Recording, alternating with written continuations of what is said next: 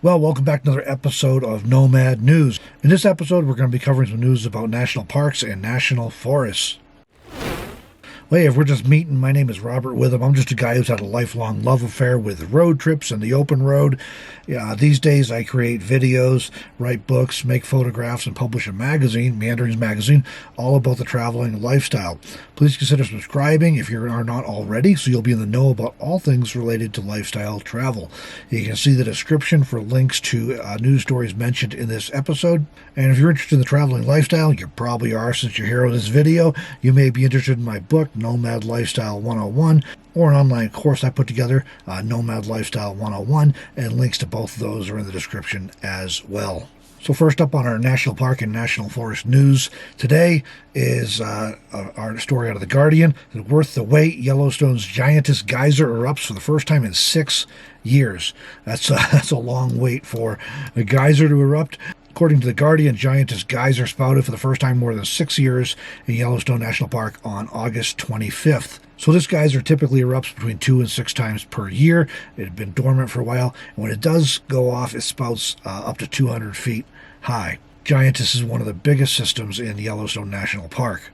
I have not seen Giantess erupt yet, but when Deborah and I were there a year or two ago, I think 2 years ago now, in Yellowstone, we were there to see Old Faithful, and we were able to see the Beehive geyser erupt. When the Beehive is right near Old Faithful, it's not as well known as Old Faithful, so Beehive is unique because it erupts higher than Old Faithful, spouts higher, but it does not erupt as often or as predictably. The rangers said the only way they know the Beehive is getting ready to erupt is that nearby pools start boiling. And so I'll have a link in the description if you want to check that one out as well. We did a video about it on To Meander back in October 2018 it was. And on the No Outdoors from the Denver Post, litter, graffiti, and vandalism are increasing as state parks and national forests across Colorado. According to the article, state parks across the Front Range are reporting a host of negative impacts stemming from big increases in visitation that have been linked to reduced recreation options caused by the coronavirus. Many of these parks are also seeing increases in litter and trash. According to a forest ranger, we know our natural places are important now more than ever. We welcome people to come to our national forests and grasslands. There are things we need them to do while they're out there, like behave yourself, not destroy the place while you're there. My words, not his. From Idaho 6 News, how an increase in people camping during the pandemic is impacting Idaho's forests. You're starting to see a theme here, right? This article notes the increase in people is also leading to an increase in trash left in and around campsites. And the ranger they interviewed for this article goes on to say it's a lot of first-time campers that are unaware of camping etiquette. You're going to see this pop up a lot, this reference to camping etiquette and people not being aware of camping etiquette. I'm going to take a slightly different approach to that and go that this is not a problem of a lack of awareness of camping etiquette. It's a problem of people just being disrespectful and ignorant. It has nothing to do with camping etiquette. There's nothing special you have to know that you go to a campsite or to a dispersed camping site in the middle of the wilderness that you can't trash it. This isn't complicated. There's nothing difficult to understand here. There's no special education required. Referring to the article again, Idaho's national forests are urging people to park in designated camping spots only. They're having increased problems this year with people not following the rules and not parking where they're supposed to park and just kind of creating their own campsites wherever they go. Now, there are places and BLM and National Forest where dispersed camping is allowed anywhere within a certain distance of the road, and as long as you're not within a certain distance of water sources, that kind of thing. Other national forests have restrictions on where you can park or camp, and so it's important to know those, and you can find that information very easily by visiting the appropriate website for the National Forest or BLM land you're going to, or by contacting the rangers, or by stopping by a ranger station and picking up, in the Forest Service case, a motor vehicle use map, which will show you where you can park or camp and which roads are open to motor vehicle travel. The article goes on to say again, newer, inexperienced campers should learn proper camping etiquette before heading out on a trip. Yes, they should. They also should just behave themselves.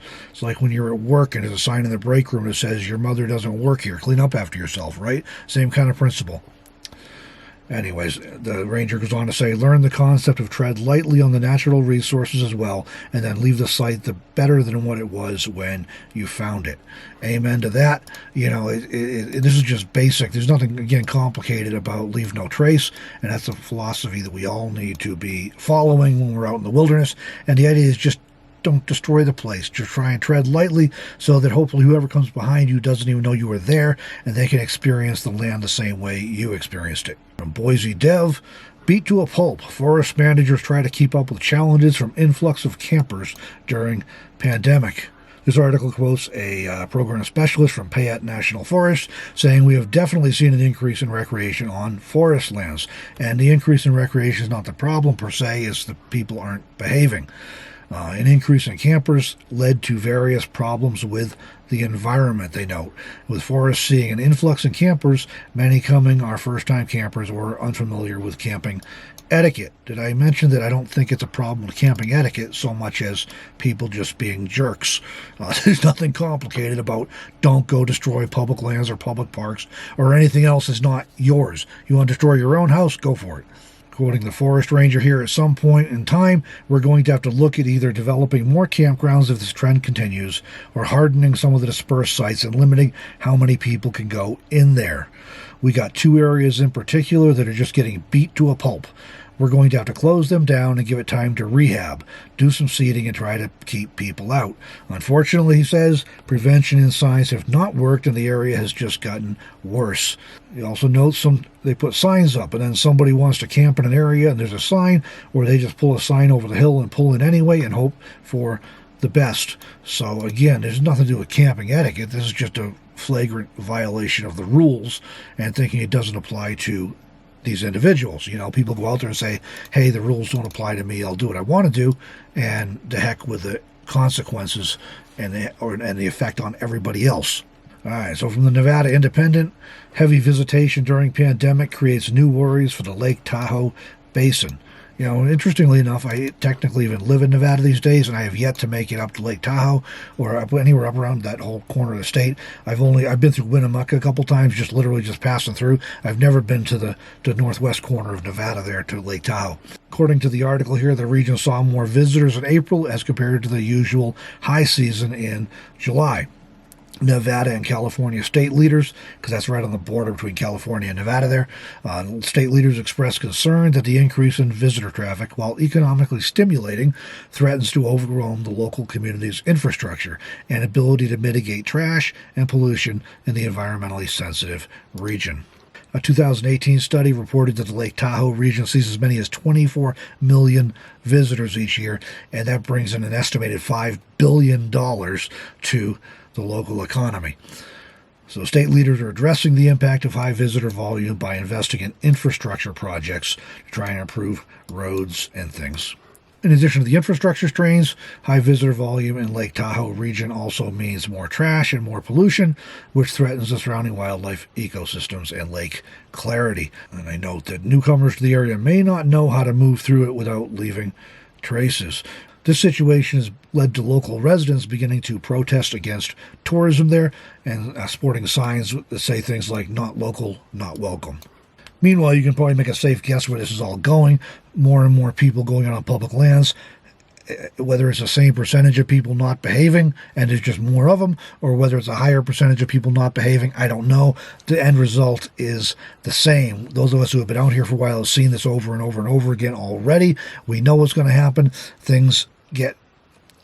The authorities end up implementing additional restrictions and potentially closing down areas as a result of abuse. So, Netherland, Colorado, hope I'm saying that right. No offense if you're from there and I just butchered the name of your town, but they have noticed that the Forest Service officials are announcing plans to restructure camping in that area. The Roosevelt National Forest is announcing plans to reconfigure West Magnolia's designated campsites into better organized loops with services and amenities. Back in August 2018, there were a lot of public concerns about overuse and abuse of the camping areas there. As a result of that, forest staff conducted a collaborative review of the site with a team of law enforcement, fire officials, and community stakeholders. The result of that review was suggestions that included improving the placement and definition of the 22 designated existing campsites, adding metal fire rings to the campsites, partnering with the town to provide restrooms and trash facilities, improving signs and maps specifying where camping is allowed, continuing educational efforts, and implementing stricter regulations outside of the designated dispersed campsites. Now, I will say here, one thing that's interesting to do in here that I wish more we would see more. I wish we'd see it more often, and that is that the partnering of the town for restrooms and trash facilities. There's a lot of towns that have a ton of BLM or Forest Service land, and they just bring in an awful lot of people to those lands. And in some of those places, it's not hard at all to deal with trash or things like that. There's a landfill to let you go or whatever. There are other places that will not allow non-residents to dump trash in the landfill, period. Or if they do allow it, they'll charge a substantial fee.